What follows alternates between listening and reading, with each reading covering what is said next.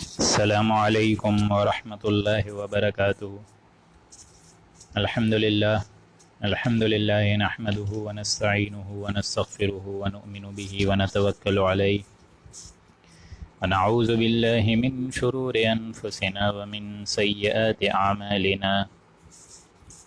من يهده اللہ فلا مضل له ومن يضلله فلا هادی له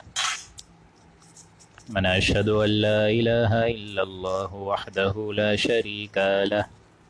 ونشهد أن محمدا عبده ورسوله أما بعد أعوذ بالله من الشيطان الرجيم بسم الله الرحمن الرحيم إن الله اشترى من المؤمنين أنفسهم وأموالهم بأن لهم الجنة يقاتلون في سبيل الله فيقتلون ويقتلون وعدا عليه حقا في التوراة والإنجيل والقرآن ومن أوفى بعهده من الله فاستبشروا ببيعكم الذي بايعتم به وذلك هو الفوز العظيم رب اشرح لي صدري ويسر لي أمري واحلل عقدة من لساني يفقهوا قولي اللهم إنك عفو كريم تحب العفو فاعف عنا اللهم لا تدع لنا في مقامنا هذا ذنبا إلا غفرته ولا هما إلا فرجته ولا كربا إلا نفسته ولا ديما إلا قضيته ولا مريضا إلا شفيته ولا ميتا إلا رحمته برحمتك يا عزيز يا غفار۔ سامعین محترم، جیسا کہ آپ سب حضرات کے علم ہے کہ اب ہم سورہ توبہ کے اختتام پر ہیں، اور چونکہ وقت کی عدم موجودگی کی وجہ سے اور یوں سمجھیے کہ آج کافی تاخیر بھی ہو گئی ہے، لہٰذا ہم 2 رکوع نہیں کرا سکیں گے۔ ایک ہی رکوع پر ہم لوگ انشاءاللہ اتفاق کریں گے، اور جو 2 رکوع رہ جائیں گے اس سورہ توبہ کے 15واں اور 16واں رکوع، وہ انشاءاللہ کل کرا کر ہم لوگ سورہ توبہ کا اختتام کر کے پرسوں سے سورہ یونس کا آغاز انشاءاللہ کریں گے۔ اب جو رکوع آ رہے ہیں یہ غزوہ تبوک کے معاملات کو لپیٹنے کے بعد ایک بہت اہم مقام قرآن مجید کا آ رہا ہے، اور بہت جامع ترین ایک مضمون آ رہا ہے قرآن مجید کا، کہ اللہ اور اس کے بندے کے درمیان کیا معاملہ ہونا چاہیے، بندہ مومن اور اللہ سبحانہ و تعالیٰ کی ذات کے درمیان کیا معاملہ ہونا چاہیے، کس راستے پہ ہمیں اپنی زندگی گزارنی چاہیے۔ آج آپ لوگ کو آواز سے بھی لگ رہا ہوگا کہ طبیعت تھوڑی ناساز ہے، لہٰذا یہ بھی ایک وجہ ہے کہ ایک ہی رکوع کرائے جا رہے ہیں، کیونکہ آج کافی تاخیر بھی ہو گئی ہے، لیکن انشاءاللہ امید ہے اللہ کی ذات سے، اور ایک آرزو ہے کہ یہ پورا کا پورا انشاءاللہ مکمل ہو جائے۔ لہٰذا اب جو میں نے کہا کہ مضمون آ رہا ہے یہ بہت اہمیت کا حامل ہے، کہ بندہ مومن اور اللہ تعالیٰ کی ایک جو ذات ہے اس کے درمیان انسانوں کا بحیثیت بندہ، بحیثیت عبادت گزار کیا معاملہ ہونا چاہیے، کس قیمت پر اللہ سے کیا سودا ہونا چاہیے، اس کا ذکر اب آپ لوگ کو نظر آئے گا، اور بہت جامع مضمون ہے۔ اسپیشلی یہ جو 2 آیات شروع کی آ رہی ہیں بہت بہترین آیات ہیں۔ ان آیات کو پڑھتے ہوئے ذرا اپنے اندر بھی جھانکیے گا، جیسا کہ قرآن مجید اپنے اندر کی ایک جھانکنے کی دعوت دیتا ہے انسانوں کو۔ پورے رکوع مبارک میں یہ جو ویسے تو پورا رکوع مبارک ہی بہت اہم ہے، لیکن یہ جو ابتدائی 2 آیات ہیں ان میں کوشش کریے گا کہ اپنے اندر جھانکیں، اور یہ دیکھیں کہ ہم لوگ آج کی رات میں کہاں کھڑے ہوئے ہیں، کہ اللہ تعالیٰ سے ہمارا یہ معاملہ مخلص ہے بھی کہ نہیں ہے۔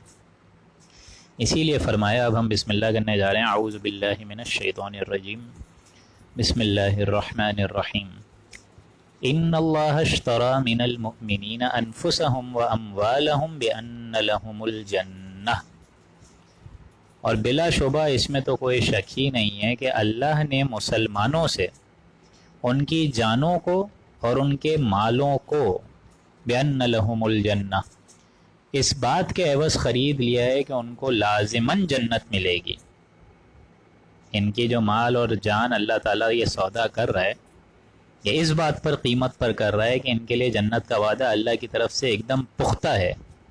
ہے۔ یہ ہے وہ بیع و شراء جو صاحب ایمان اور اللہ کے درمیان ہونا چاہیے۔ صاحب ایمان بندہ مومن اپنے آپ کو بیچتا ہے اور اللہ تعالیٰ خریدتا ہے، اللہ تعالیٰ خریدتا ہے۔ اگر آج بھی ہم یہ تہیہ کر لیں کہ آج سے ہماری جان، ہمارا مال، ہمارا تن، ہمارا من، ہمارا دھن، جو میں بار بار کہتا ہوں، اگر یہ ہم آج کی ہی رات کو یہ عہد کر کے اٹھیں کہ ہم اللہ کی راہ میں اپنے جان، اپنے مال، اپنی ہر چیز لگا دیں گے، تو یہ دیکھیں یہاں اللہ تعالیٰ کیا فرما رہے، بِأَنَّ لَهُمُ الْجَنَّةَ، تو میرا پختہ وعدہ ہے ایسے بندہ مومنوں کے لیے، ایسے صالح ایمان والوں کے لیے کہ ان پر جنت، میں ان کو یہ جنت کا وعدہ دیتا ہوں کہ میں ان کو جنت ضرور پہنچاؤں گا جنت میں۔ یہ پختہ ہے وعدہ، ثابت ہے، سچا وعدہ ہے، یعنی اللہ ان کو جنت دے کے رہے گا، اس میں کسی قسم کی تمہارے دلوں میں دغدغہ آنا نہیں چاہیے، بشرط یہ کہ تم وہ سودا اللہ سے کرو جیسا کہ اللہ سے سودا کرنے کا حق ہے، اس کی راہ میں جان، ایثار، قربانیاں، تکالیف جو تمہیں مل رہی ہیں ان کو خوشی سے جھیلو۔ اس کا پس منظر کیا ہے یہ بھی سمجھ لیجئے۔ پس منظر یہ ہے کہ یہ ایک تو معاملہ ہے سودا کا۔ عام طور پر جو ایک دنیا میں معاملات ہوتے ہیں سوداگری کے، اس میں آپ کوئی بھی چیز خریدنا چاہیں، آپ دکان پر جائیں، پیسے دے دیجئے، آپ کو وہ چیز مل جائے گی، اللہ اللہ خیر صلی اللہ، بات ختم۔ لیکن ایک اور سودا ہوتا ہے بندہ مومن اور اللہ کے ساتھ، لیکن اللہ کے ساتھ جو سودا ہے وہ ادھار کا سودا ہے، یہ سمجھ لیجئے۔ یہاں سب کچھ لگا دو، اس دنیا میں خرچ کرو، اس دنیا میں اپنی جانوں کا نذرانہ پیش کرو، جان، مال، تن، من، دھن، سب کا سب یہاں اس دنیا میں آزمائشوں کو جھیلتے جھیلتے لگا دو، اور آخرت میں اللہ کی جنت کے لیے، حصول کے لیے کھڑے ہو جاؤ۔ وہ وہاں ملے گی، یہاں نہیں ملے گی۔ یہاں تو معلوم ہوگا آپ کو کہ بلکہ فاقے ملیں گے آپ کو، جو ہے جگہ جگہ سے تانے ملیں گے، ملامتیں ملیں گی۔ لیکن اللہ کے ساتھ جو سودا ہے وہ چونکہ ادھار کا سودا ہے، اس لیے دل میں انسان کے کچھ دغدغہ رہتا ہے، معلوم ہوتا ہے کہ آخرت ہوگی کہ نہیں۔ کبھی انسان جو ہے کم ہمتی کا شکار ہو جاتا ہے، کمزوری کی بنا پر، بن بنائے کم بشری جو ہے وہ شیطان کے راستے کو بھی بعض اوقات اڈاپٹ کر لیتا ہے، لیکن پھر یہ سوچتا ہے کہ حقیقت میں راستہ تو اللہ کا ہے، مجھے اس راستے پہ آنا چاہیے۔ تو یہ جو دغدغہ انسان کے دل میں رہتا ہے کہ پتہ نہیں اللہ تعالیٰ نے اتنا بڑا ہم سے وعدہ کیا ہے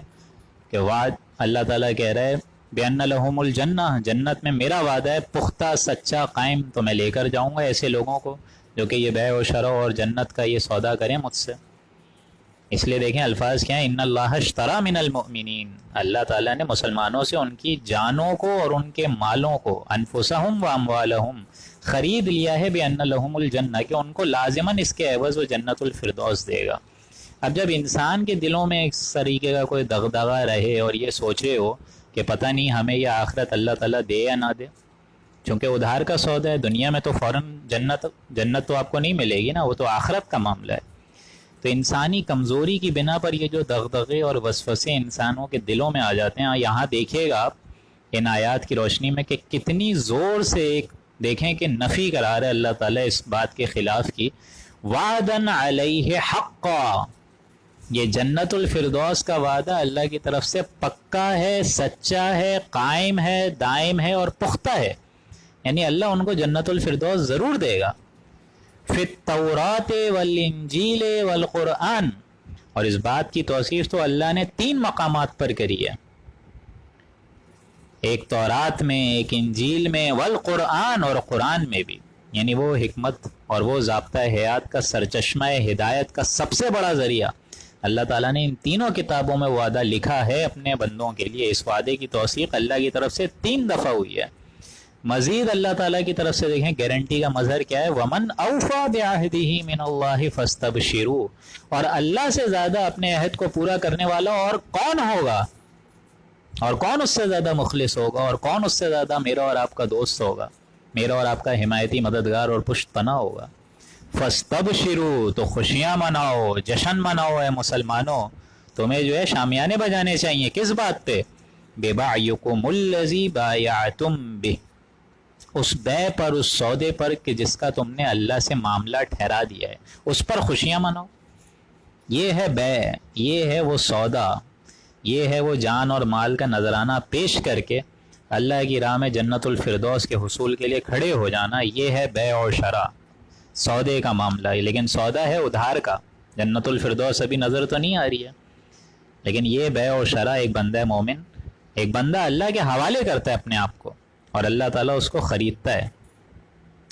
ہے. اس لیے دیکھیں یہاں الفاظ کتنا اہم ہے. بِبَعْيُكُمُ الَّذِي بَایَعْتُم بِهِ، اسی سے لفظ نکلا ہے بیت. یعنی ایک بندہ اللہ کے حوالے جب کرتا ہے، اب ظاہر بات ہے اللہ تو سامنے موجود نہیں ہوتا اس کے، وہ تو غیب کا ایک معاملہ ہے. لیکن مدینہ کی ریاست میں اس وقت اللہ کے رسول موجود تھے صلی اللہ علیہ وآلہ وسلم، لہٰذا سودا اللہ سے ہو رہا ہے لیکن بیعت جو ہے وہ رسول اللہ سے ہے. دست مبارک اللہ کے بجائے رسول اللہ کا ہے، رسول اللہ کا ہے کہ جن کے ہاتھ پر سارے کے سارے اہل ایمان یہ بیعت کرتے ہیں کہ ہم اپنی جانیں نذرانے اللہ. فتح میں آپ لوگ پڑھیں گے ید اللہ فوق ایدیہم، اللہ کا ہاتھ ان کے ہاتھ کے اوپر ہوتا ہے ایسے بندہ مومن کے. یعنی ایک تو بندہ مومن کا ہاتھ، اس کے نیچے رسول اللہ کا ہاتھ، اور اس بندہ مومن کے اوپر اللہ تعالیٰ کا ہاتھ. سبحان اللہ. یعنی یہ ہے وہ بیع و شرع جو کہ ایک بندہ مومن کو کرنی چاہیے اپنے اللہ سے اسی دنیا میں. تو یہاں اللہ بھی یہی کہہ رہا ہے فاستبشروا، تو خوشیاں مناؤ ببعیکم الذی بایعتم بہ،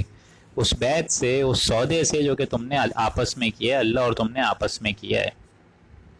اسی وجہ سے میں بار بار کہتا ہوں کہ رہتی دنیا میں اپنا تن من اور دھن اللہ کی راہ میں لگائیں، تب جا کے اللہ تعالیٰ آپ لوگوں کو وہ دین کی سمجھ دے گا. وَذَلِكَ هُوَ الْفَوْزُ الْعَظِيمُ، اور یہی ہے سب سے بڑی کامیابی. انسانوں کو اگر کوشش کرنی چاہیے تو اسی کامیابی کی طرف آنا چاہیے. یہ بیع و شرع اللہ تعالیٰ سے دعا ہے کہ اللہ تعالیٰ ہم سب کو یہ سودا کرنے کی طاقت اس دنیا میں رہتے ہوئے عطا فرما دے، اس کے لیے ہمت عطا فرما دے، اس کے لیے تن من دھن کی بازی لگانے کی اللہ تعالیٰ ہمتیں عطا فرما دے کہ یہ میں اور آپ انشاءاللہ یہ سودا کر سکیں اللہ سے کہ ہر وقت لا محبوب الا اللہ، لا مطلوب الا اللہ، لا مقصود الا اللہ، کہ ہر وقت ہم لوگ انشاءاللہ تیار رہیں اللہ کی بارگاہ میں حاضر ہوں، مرد مجاہد کی طرح سپاہی بن کے، اور اس کی ذات کے آگے ایک دم سروے سجود کی کیفیت میں. لیکن اس آیت کو پڑھنے کے بعد اس کا ایک ظہور ہونا چاہیے انسانی شخصیت پر. وہ کیا ہوگا؟ اگلی جو آیت آ رہی ہے وہ اس انسانی شخصیت کے اندر ظہور جو ہونا چاہیے. البتہ ان میں سے اللہ تعالیٰ ہمیں بھی یہ توفیق دے کہ اس آیت کا ظہور ہماری جانوں اور ہمارے مالوں کے ذریعے سے اللہ ہمارے اندر کی کیفیات ان آیات کی روشنی سے تبدیل ہوں، اللہ کی راہ کی طرف ہمارا قدم آگے سے آگے بڑھے. لیکن اس آیت کا، آیت نمبر 111 کا ظہور کیا ہونا چاہیے انسانی شخصیت میں؟ بڑی جامع آیت آ رہی ہے آگے 112، وہ بھی 9 الفاظ ہیں اس میں بڑے خوبصورت، اور آخری لفظ اس کا بہترین ہے، التائبون، توبہ کرنے والے. ظاہر بات ہے اس راستے پہ چلیں گے تو غلطیاں تو ہوں گی، قدم تو ہے اس کا، شیطان جو ہے اتنے آسانی سے تو بیٹھے گا نہیں، قدم قدم پر آپ کو بہکائے گا کہ کہاں اللہ کے خلاف، اللہ کے معاملے کو اپنے معاملے کو اللہ کے سپرد کرنے جا رہے ہو، اور کہاں تم اپنے اہل و عیال کے خلاف اللہ کی بارگاہ میں حاضر ہونے جا رہے ہو. تو ادھر آؤ، گناہ کی طرف آؤ، ذرا سوچ سمجھ کے چلو. دیکھتے نہیں ہو آگے تمہاری 3 4 بچے ہیں، ان کے بھی ہاتھ پیلے کرانے ہیں، تمہیں روک کے چلنا چاہیے، بچا کے چلنا چاہیے. تو بچا کے نہ رکھ اسے، تیرا آئینہ ہے وہ آئینہ کہ شکست ہو تو عزیز تر ہے نگاہ آئینہ ساز میں. التائبون، توبہ کرنے والے ان غلطیوں کے باوجود لگے رہتے ہیں، اسی کمر کوشاں کر کے اپنے لیے تن من دھن کی بازی لگا کے اسی ٹریک کو وہ کبھی نہیں چھوڑتے، سیدھی ٹریک پہ رہتے ہیں، سیدھی ٹریک پہ. التائبون، اور کوئی غلطی ہو جاتی ہے توبہ کرنے والے. العابدون، اور توبہ کے لیے سب سے بہترین چیز کیا ہے؟ اللہ سے ہم کلام ہونے کا اور اللہ تعالیٰ سے بات کرنے کا سب سے بہترین ذریعہ کیا ہے؟ وہ نماز ہے. اور نماز کا مطلب العابدون، اللہ کی عبادت کرنے والے ایسے لوگ ہوتے ہیں. الحامدون، حمد کرنے والے، اللہ کی پاکی کو بیان کرنے والے. جس طرح حضور فرماتے ہیں کہ یا اللہ میں تیرے بندے کا بندہ، حضرت آدم علیہ السلام کی نسل سے پھر حضرت ابراہیم، تیری بندی کا بندہ، اور انہی کی نسل سے میں تیرے آگے عاجزی پیش کرتا ہوں، میری پیشانی تیرے آگے جھکی ہوئی ہے، میری ذات کا ہر ایک جو ذرہ ہے وہ تیرے حکم پہ ہی قائم دائم ہے، تو جو میرا معاملہ کرنا چاہے میں قبول ہے میری ذات. تو یہ عاجزی ہے، یہ انکساری ہے، یہ دعا اور حمد بیان کرنے کا ایک انداز ہے رسول اللہ کا. الحامدون، السائحون، روزہ رکھنے والے. ظاہر بات ہے روزہ رکھیں گے تو ان کے اندر یہ نفسانی خواہشات کو لڑنے کی بھی تو ہمت ہوگی نا. نفسانی خواہشات بھی تو ایسے، یہ بے زور گھوڑا جو ہے، بے لگام گھوڑا، یہ تو کہیں پہ بھی آپ کو پٹکھا سکتا ہے، گرا سکتا ہے، پٹکھا سکتا ہے. جتنا موزور گھوڑا ہوگا اتنا تیز یہ نفس بھاگے گا آپ کا.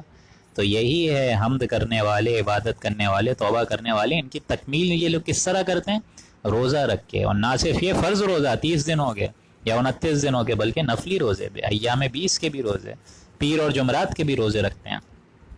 الراکعون، رکوع کرنے والے، رکوع کرنے والوں کے ساتھ بھی رکوع کرنے والے، یعنی جماعتی نظام کی کتنی اہمیت ہے ان کے، ایسے لوگوں کے اندر جو کہ اللہ سے وہ بیع و شرع کرتے ہیں، سودا کرتے ہیں۔ الساجدون، سجدہ کرنے والے۔ یہ تو آگے وہ الفاظ جو کہ آپ لوگوں کو نظر آ رہے ہوں گے ایک انسان کی ذاتی زندگی میں۔ ان 9 الفاظ میں سے یہ جو 6 الفاظ آپ کو نظر آئیں، یہ سب اوصاف تو ذاتی ہیں نا، دنیاوی آسائشوں سے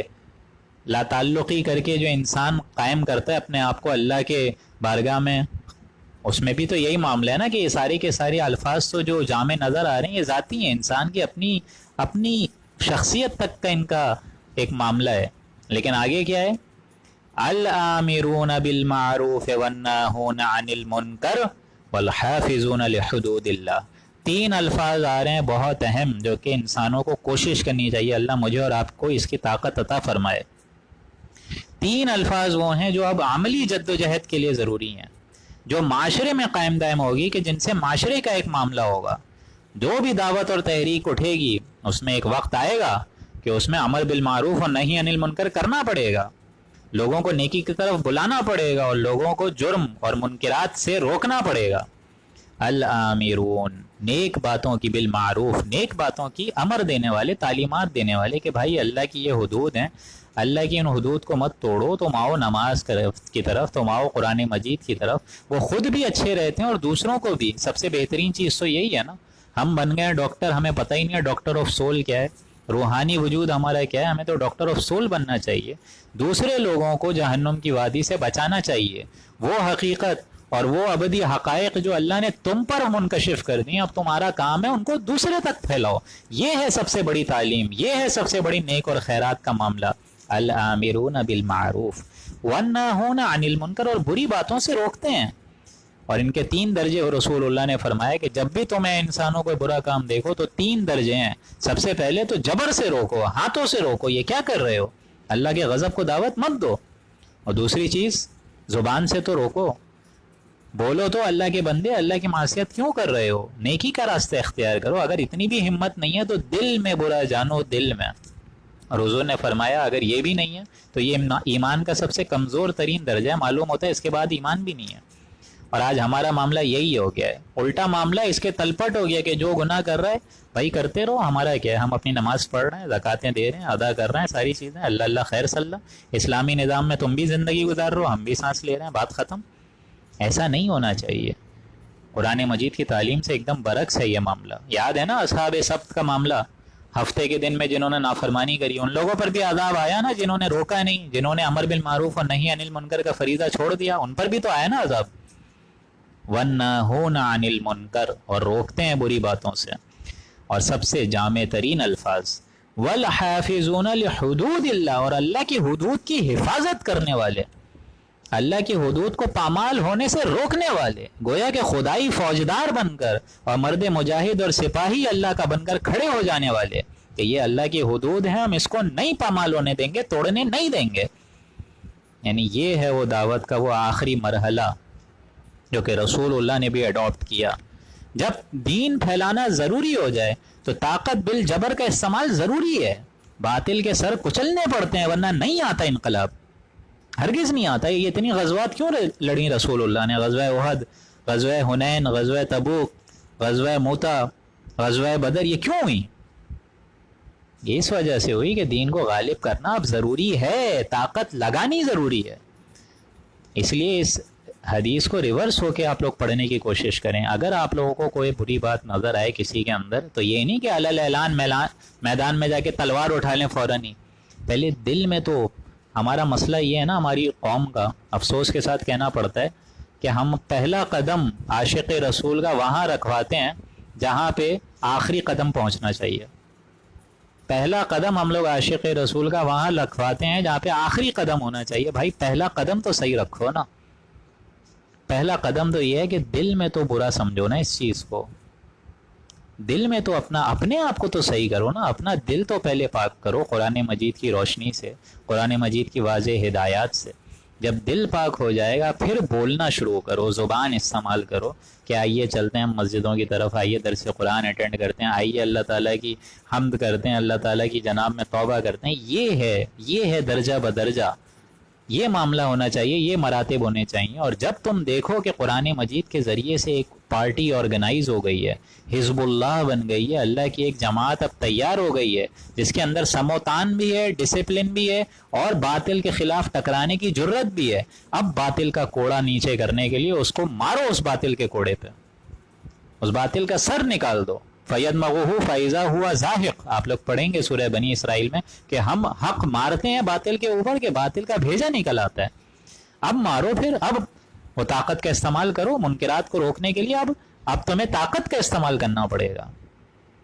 وَالْحَافِظُونَ لِحُدُودِ اللَّهِ، کہ یہ اللہ کی حدود ہیں، ان کو ہم ہرگز پامال نہیں ہونے دیں گے، اللہ کی شریعت کا ہرگز مذاق نہیں اٹھنے دیں گے۔ وَبَشِّرِ الْمُؤْمِنِينَ، تو ایسی بشارت دیجئے ایسے مومنوں کو جنت کی، یہ ہے بشارت کے زیادہ حقدار۔ اگر یہ جنت الفردوس کا خیال کریں،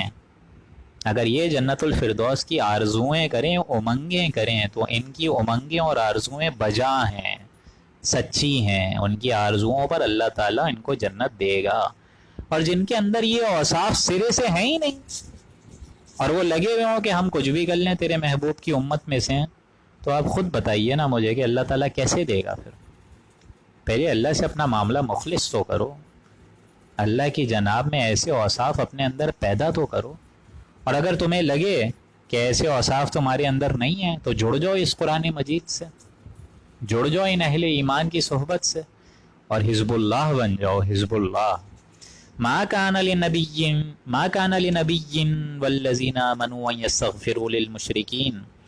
پیغمبر کو اور دوسرے مسلمانوں کو، کسی نبی کو اور کسی مسلمانوں کو یہ شایان شان نہیں ہے، روا نہیں ہے، جائز نہیں ہے ان یستغفروا للمشرکین، کہ وہ مشرکوں کی دعا کے لیے مغفرت کی دعا مانگیں، مشرکوں کے معاملے میں مغفرت کی دعا مانگ رہے ہیں، کسی نبی کو بھی جائز نہیں اور نہ ہی کسی اہل ایمان کو جائز ہے، کیونکہ یہ مشرک نجس ہیں۔ انما المشرکون نجس، آپ پڑھ چکے ہیں یہ آیت، یہ ناپاک ہیں، پلید ہیں، یہ ایک دم نجس ہیں، ان کے لیے اب آپ لوگ کوئی مغفرت کی دعا نہ مانگیں، اللہ ان کو عذاب دے گا۔ ظاہر بات ہے شرک کیا ہے انہوں نے، مشرک کہتے کہ اس کو شرک کرنے والا، تو اللہ کیسے معاف کرے گا؟ وَلَوْ كَانُوا أُولِي قُرْبَىٰ، اگرچہ وہ رشتہ دار ہی کیوں نہ ہو، بڑا باپ ہے تمہارا، بڑا عزیز ہے، بھائی ہے، بیوی ہے، وہ جتنے بھی عزیز ہوں تمہارے، لیکن اللہ کے یہ باغی ہیں، تو تم ان کے لیے حق میں دعا نہیں مانگو گے۔ مِن بَعْدِ مَا تَبَيَّنَ لَهُمْ أَنَّهُمْ أَصْحَابُ الْجَحِيمِ، اس امر کے ظاہر ہو جانے کے بعد کہ یہ لوگ تو دوزخی ہیں، یہ لوگ جہنمی ہیں، اب تم ان کے لیے کیوں مانگ رہے ہو دعائیں؟ وَمَا كَانَ اسْتِغْفَارُ إِبْرَاهِيمَ لِأَبِيهِ، اس میں ایک استثناء ہے کہ حضرت ابراہیم نے اپنے باپ کے لیے دعا مانگی تھی۔ حضرت ابراہیم کے باپ کا جو نام ہے وہ قرآن مجید میں آزر لکھوا ہے، حالانکہ یہ ان کے چچا کا نام ہے، یہ بات سمجھ لیجئے، یہ ترجمہ کرتے ہوئے لوگ لکھوا دیتے ہیں، لیکن یہاں حضرت ابراہیم کے باپ کا معاملہ چل رہا ہے، جو کہ آگے آپ لوگ سورہ مریم میں پڑھیں گے۔ وَمَا كَانَ اسْتِغْفَارُ إِبْرَاهِيمَ، اور ابراہیم علیہ السلام نے اپنے باپ کے لیے دعائے مغفرت مانگنا وہ صرف اس وجہ سے مانگی تھی انہوں نے، لِأَبِيهِ، اپنے باپ کے لیے، إِلَّا عَن مَوْعِدَةٍ وَعَدَهَا إِيَّاهُ، صرف اس وعدے کے سبب تھا جو انہوں نے ان سے کیا تھا، اس وعدے کی وجہ سے انہوں نے اپنے باپ کے لیے دعا مانگی۔ یعنی یہ معاملہ آگے سورہ مریم میں کھلے گا، جب گھر سے نکالا ہے ان کو باپ نے، تو ظاہر بات ہے اس وقت وعدہ کر کے وہ نکلے کہ یا ابا جان، اے ابا جان، میں تب تک آپ کے حق میں مغفرت مانگتا رہوں گا کہ جب تک آپ ایمان نہ لیں، کیونکہ امید تھی ابھی تو زندہ ہیں، تو عین ممکن ہے اللہ ایمان کی توفیق دے دے، وہ چاہے تو کیا نہیں ہو سکتا۔ لیکن جب ان کو معلوم ہوا کہ ان کا باپ مر گیا ہے، اور یہ بات بھی اللہ کی طرف سے واضح ہو گئی کہ کفر پر ہی یہ بندہ اڑا رہا تمہارا باپ، تو اب اس کے لیے توبہ کا دروازہ بند ہے، ان کا یہاں ذکر ہو رہا ہے۔ یہ معاملہ آگے سورہ مریم میں کھلے گا انشاءاللہ، آپ لوگ اس آیت کو نوٹ کر لیجئے۔ لِأَبِيهِ إِلَّا عَن مَوْعِدَةٍ وَعَدَهَا إِيَّاهُ، اس امر کے بعد اس وعدے کے سبب تھا کہ جو انہوں نے اپنے وعدہ کر کے اپنے ابو سے نکلے تھے، اپنے ابا سے، ہاں وہ وعدہ ختم ہو گیا، ان کی طرف سے اللہ کی طرف سے مہر سلب ہو گئی ہے، اور ان کو اللہ تعالیٰ نے توبہ کی بھی توفیق نہیں دی، اور اسی حال میں ان کا انتقال ہوا، تو ظاہر بات ہے حضرت ابراہیم کے لیے بھی اب گوارا نہیں اور جائز اور شایان شان نہیں ہے، روا نہیں ہے کہ وہ اپنے باپ کے لیے بھی اب مغفرت مانگیں۔ وہ جو معاملہ تھا وہ ہو گیا، اس سے پہلے ان کو آگاہی نہیں دی تھی، اب آگاہی ہم نے دے دی ہے۔ اب کسی بھی مشرک کے لیے کوئی اہل ایمان، کوئی بڑا سے بڑا نبی، کوئی مشرک کے لیے دعا نہیں مانگے گا، استغفار کی دعا نہیں مانگے گا۔ فلما تبین له انه عدو للہ تبرأ منہ، پھر جب ان پر یہ بات واضح ہو گئی، حضرت ابراہیم پر یہ بات واضح ہو گئی کہ وہ تو خدا کا دشمن ہے، ان کا باپ انہو عدو للہ، اللہ کا دشمن ہے، شرک کر رہا ہے تو اللہ کا دشمن ہی ہوا نا، تبرأ منہ، تو انہوں نے ان سے روگردانی کری، بے تعلق ہو گئے، قطع تعلقی کر دی، اپنے باپ سے قطع تعلقی کر دی، صرف اس وجہ سے کہ یہ اللہ کا باغی ہے۔ ان ابراہیم لأواہ حلیم، اور واقعتاً اس میں تو کوئی شک نہیں ہے کہ حضرت ابراہیم بڑی رحیم المزاج اور حلیم الطبع انسان تھے، بڑے نرم مزاج انسان تھے۔ وما كان الله ليضل قوما بعد إذ هداهم حتى يبين لهم ما يتقون، اور اللہ تعالیٰ کی یہ سنت ہے ہی نہیں، اللہ تعالیٰ ایسا کرتا ہی نہیں ہے کہ کسی قوم کو ہدایت کے پیچھے گمراہ کر دے، اللہ تعالیٰ ہدایت دے اس کے بعد گمراہ کیوں کرے؟ اذ هداهم، ہدایت کے بعد کیوں گمراہ اللہ کرے؟ حتی یبین لہم ما یتقون، جب تک کہ واضح نہ کر دے ان چیزوں کو جو پہلے نہ بتائی گئی ہوں، وہ پہلے بتا دیتا ہے، واضح کر دیتا ہے جن سے وہ بچے ہیں۔ لہم ما یتقون، اللہ تعالیٰ کی یہ شایان شان نہیں ہے کہ ہدایت کے بعد لوگوں کو گمراہ کرنا شروع کر دے، جب تک کہ حتی یبین لہم ما یتقون، جب تک کہ ان چیزوں کو صاف صاف نہ بتلا دے کہ جن سے انسانوں کو بچنا چاہیے۔ یعنی پہلے یہ بات نہیں واضح تھی، اب اللہ نے واضح کر دی کہ کس چیز سے بچنا چاہیے۔ یعنی جب تک یہ آیت قرآن میں نہیں اتری تھی اس وقت تک کسی مسلمان نے اگر مشرک سے کوئی باپ کے لیے یا بھائی کے لیے کسی کے لیے بھی دعا کی ہے تو عین ممکن ہے اللہ تعالیٰ نے دعا کرنے والے کو معاف کر دیا ہو، لیکن اب اس بات سے آگاہ کر دیا گیا ہے کہ اہل ایمان کے لیے روا نہیں کہ مشرک کے لیے دعا کریں، حتی یبین لہم ما یتقون، جب تک اللہ واضح نہ کر دے ان چیزوں کو کہ جن سے بچنا چاہیے، یعنی مشرک کے معاملے میں دعا سے بچا کرو۔ ان اللہ بکل شیء علیم، اللہ تعالیٰ بے شک ہر چیز کا علم رکھتا ہے، خوب جانتا ہے۔ ان اللہ لہ ملک السماوات والارض، بے شک اللہ تعالیٰ ہی کی ملکیت میں ہے، سلطنت میں ہے آسمانوں اور زمینوں کی بادشاہی۔ یحیی و یمیت، وہی زندہ رکھتا ہے وہی مارتا ہے۔ یہ جو تم شرک کر رہے ہو، طرح طرح کے حلوے مانڈے اپنے بتوں کے آگے پیش کر رہے ہو، خود کی یہ مکھیاں اڑا نہیں سکتے ہیں، تو یہ زندہ اور مردہ کو کیا کریں گے؟ کچھ نہیں کر سکتے، کسی چیز پہ ان کی قدرت ہے ہی نہیں، یہ تو اللہ ہے۔ یحیی و یمیت، وہی جلاتا ہے وہی مارتا ہے، وہی موت دیتا ہے وہی زندہ کرتا ہے، اور اس کو کبھی موت نہیں آئے گی اللہ کو۔ وما لکم من دون اللہ من ولی ولا نصیر، اور تمہارا اللہ کے سوا نہ کوئی یار ہوگا، نہ دوست ہوگا، نہ مددگار، نہ حمایتی۔ اللہ کے مقابلے میں بھی تم کسی اور کو مددگار نہیں پاؤ گے، چاہے وہ تمہارا بڑے سے بڑا باپ، بڑے سے بڑا عزیز و اقارب کوئی نہ ہو، کچھ بھی ہو، لیکن اللہ تعالیٰ کے مقابلے میں اللہ کے سوا تم کوئی یار و مددگار نہیں پا سکو گے۔ لقد تاب اللہ علی النبی والمہاجرین والانصار الذین اتبعوہ فی ساعۃ العسرۃ، اور بے شک اللہ تعالیٰ نے تو بہت توجہ فرمائی، عنایت فرمائی، رحم کا معاملہ فرمایا اپنے نبی پہ صلی اللہ علیہ وآلہ وسلم۔ ظاہر بات ہے جب حضور اکرم پیدائش ہوئی ان کی تو والد صاحب کا آلریڈی انتقال ہو چکا تھا، پھر ظاہر بات ہے 25 برس کی عین بھرپور جوانی میں بی بی جو آمنہ ہے، حضرت آمنہ، ان کا بھی انتقال ہو گیا، تو اللہ تعالیٰ نے تو ایسی اولاد جو کہ اللہ تعالیٰ نے اس اولاد کو دیکھیں پھر کہاں تک پہنچا دیا، وہی پیغمبر پھر کیا بنے، پوری دونوں جہانوں کے سرزمین کے بادشاہ، دونوں جہانوں کے آقا، سرور دو عالم صلی اللہ علیہ وآلہ وسلم۔ اللہ نے کتنا بڑا احسان فرمایا، اللہ نے کتنے عظیم ان کو ساتھی دیے، ایسے ساتھی موسیٰ عیسیٰ کو نصیب نہیں ہوئے تھے علیہ السلام اجمعین، لیکن ایسے ساتھی اللہ تعالیٰ نے رسول اللہ صلی اللہ علیہ وآلہ وسلم کو دیا۔ پھر اتنی نیک شفقت محبت کرنے والی بیوی حضرت خدیجہ دی، حضرت اسی طریقے سے عائشہ دی، اتنے عظیم الشان اہل و عیال دیے، اتنے عظیم داماد دیے، حضرت علی بیٹی دی، حضرت فاطمہ، یہ سب کیا معاملہ تھا؟ یہ اللہ تعالیٰ نے بڑا فضل کیا اللہ تعالیٰ نے اپنے پیغمبر پہ، والمہاجرین، اور مہاجرین پر بھی، کیونکہ ان کے ساتھ جو رسول اللہ کے ساتھ ہمراہ رہے وہ کون؟ ہجرت کرنے والے رہے نا، مہاجرین، والانصار، اور انصار کے حال پر بھی اللہ نے توجہ فرمائی، ان کے 12 برس بعد یہ انصاری ایمان لائے۔ الذین اتبعوہ فی ساعۃ العسرہ، اور ایسے لوگوں پر بھی اللہ تعالیٰ نے ایک عنایت فرمائی جنہوں نے تنگی کے وقت،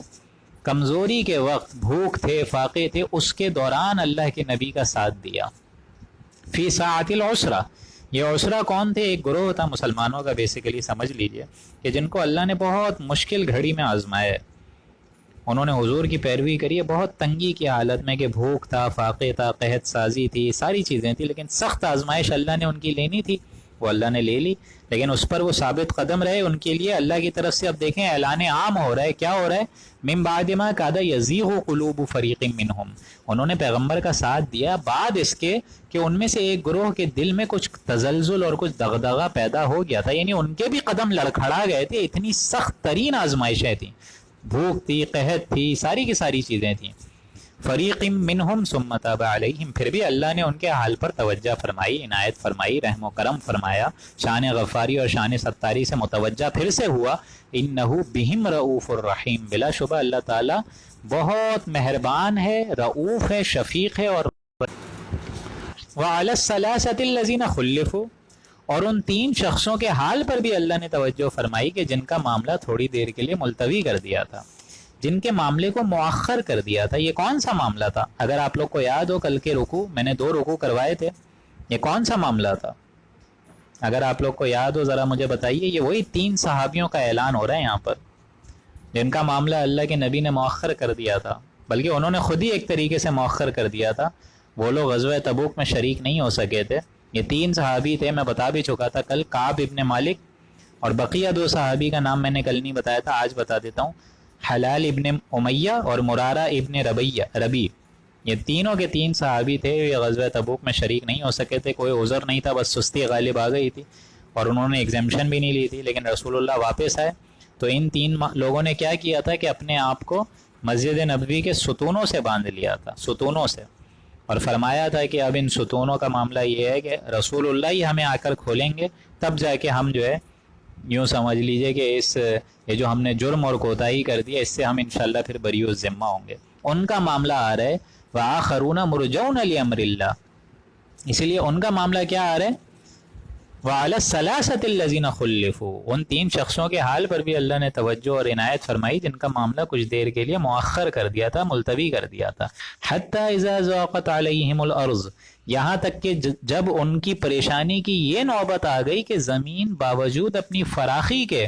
ان پر تنگ ہو گئی، کمزور ہو گئی، کیونکہ 50 دن کا بوائیکاٹ جو میں کل بتا چکا ہوں، کوئی بات کرنے کو ان سے تیار نہیں، سب نے تعلق ختم کر دیا، لا تعلقی کر دیا ان لوگوں سے، تو ظاہر بات ہے ان کو وہ 50 دن بڑے سخت گزرے تھے۔ اس لیے یہاں پہ کیا فرمایا گیا ہے؟ علیہم الارض بما رحبت وضاقت علیہم انفسہم وظنوا اللہ ملجأ من اللہ الا الیہ۔ اچھا، یہ کسی نے لکھا ہوا بھی ہے کہ ابو لبابہ، میرے خیال سے یہ ابو لبابہ کا بھی ایک یہی معاملہ ہوا تھا، لیکن یہاں اس آیت پہ 118 آیت پر یہ جو معاملہ چل رہا ہے وہ ان 3 صحابیوں کا چل رہا ہے، ان کی بھی حالت کچھ ایسا ہی تھی۔ معاملہ جو ہے یوں سمجھ لیجئے کہ اس طریقے کا تھا کہ یہ 3 حضرات بھی، کعب ابن مالک، حلالہ ابن